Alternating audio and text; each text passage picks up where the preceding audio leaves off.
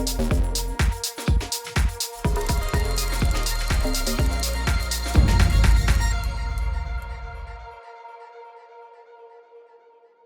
there everybody, Sam's Trains here, welcome back to the railway and welcome back to the model railway news. Here we are in May.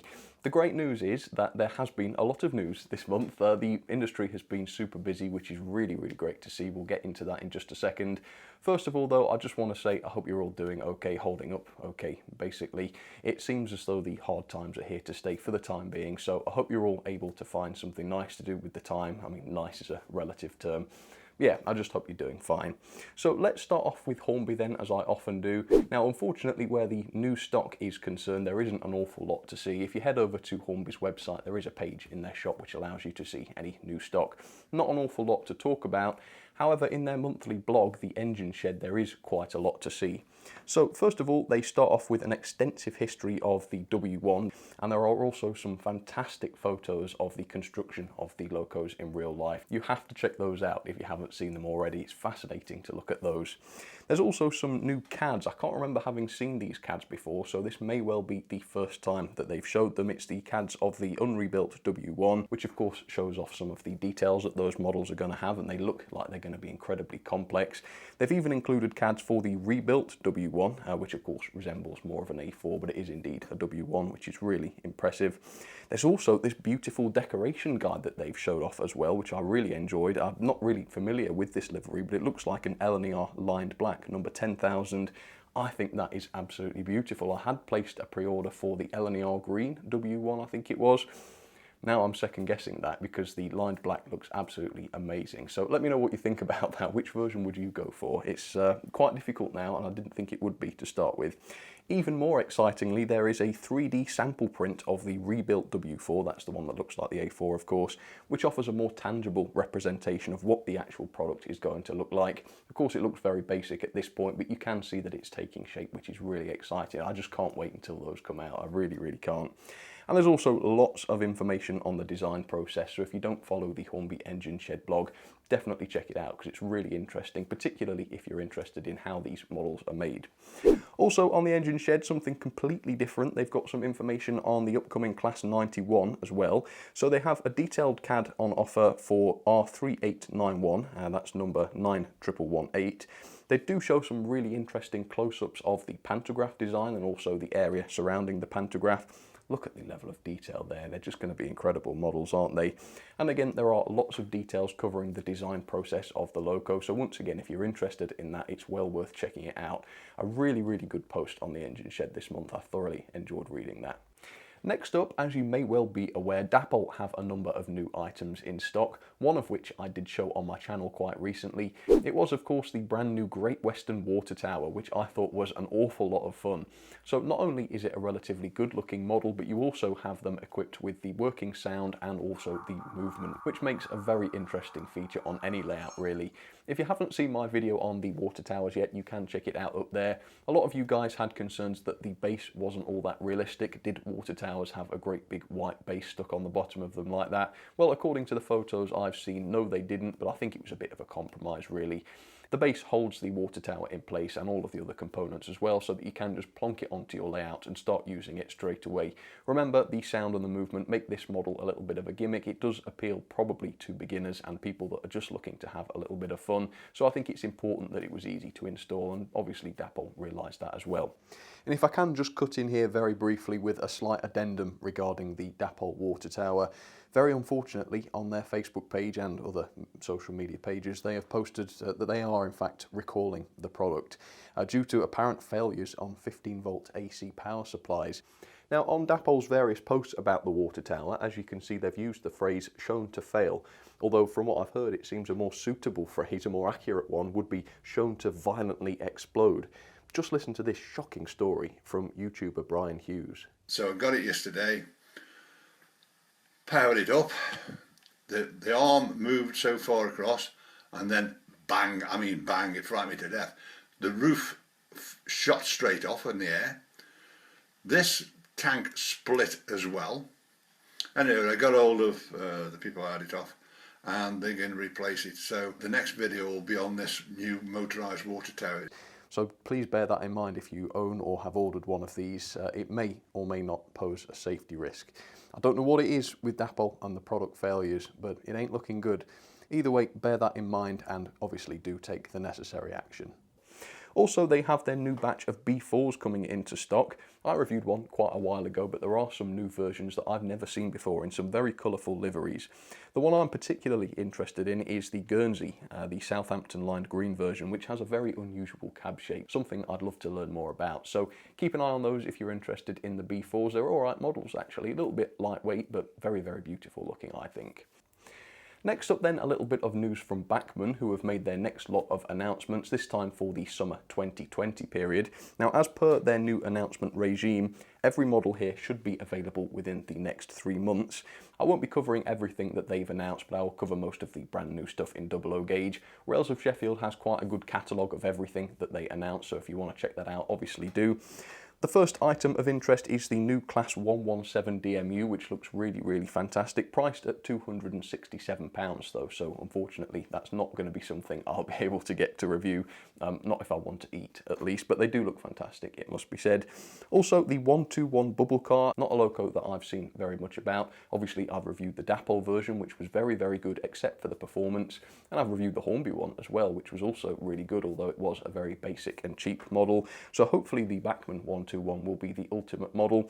It is priced at around £10 more expensively than the Dapol version at £131 from the retailers. As I say though, there is room for improvement over the Dapol 121, so provided Backman's run okay, the extra 10 quid may well be worth it there.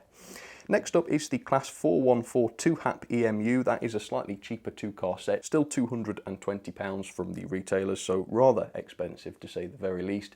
But obviously, as a brand new EMU from Backman, you would expect the spec to be pretty high. It's going to be impressive, isn't it? Most likely. And there's also quite a lot of N-gauge to see as well, not something that I cover on these news shows. Maybe I should, let me know in the comments if I should. But like I say, Rails of Sheffield have a good page showing all of the new stuff, so check that out if you'd like to. According to their Facebook page, Kour Models have completed the CAD drawings for their Feld diesel locomotive. They have photos now showing both sides of the model, and they also draw attention to the 484 wheel configuration. As I mentioned last month, they are supplying separate side rods so that you can run it as a 4444, I think it is, or a 484 wheel configuration. Yeah, really love that feature. Can't wait to see the first sample actually, which again is supposed to be ready for Worley, I believe. Tooling is supposed to start next month, again according to their Facebook page, so it may not be too long until we start seeing results from that. Very exciting times for Kour Models, and of course the release of their GT3 is supposed to be looming. They have been delayed very slightly due to the current situation, but it shouldn't be too long. I believe they said the delay would only be about a month, so assuming that's still true, should be good. Very excitingly, there has been an incredibly long-awaited arrival at Rails of Sheffield. Namely, it is their first batch of Dapol Terriers. The first 4 variants, I believe, are now in stock. So we have the KESR Blue, which looks beautiful, a couple of BR Black variants, and also the LBSC Umber, which is a real favourite of mine. If you've pre-ordered or if you've got your eye on any of the other versions, those are supposed to be coming into stock at the end of May, so that's still not very long to wait. It could be any time, really, couldn't it? Can't wait to see one. I've got to say, we've been hearing about them for so long. Hornby have released theirs to, you know, sort of mixed reviews really in that time. Yeah, it's going to be great at long last just to see them, see what all the fuss was about, and hopefully get a good looking Terrier running on the railway at long last. Fingers crossed that's what's going to happen. Next up then is a company that I don't talk very much about in these model railway news videos, but I should do because they have quite a lot of products now. It is of course Kour Scale. On their website, they offered a first look at their upcoming Bombardier KUA nuclear flask wagon. More specifically, it is the first engineering prototype, and even though it is just a prototype, you can see how fantastic these are looking. The prototype shows off many of the finer details of the model, such as the die-cast chassis, the handrails, and the countless other separately fitted parts. They did stress, though, that further improvements and modifications were going to be made, so by no means do these photos represent the final model.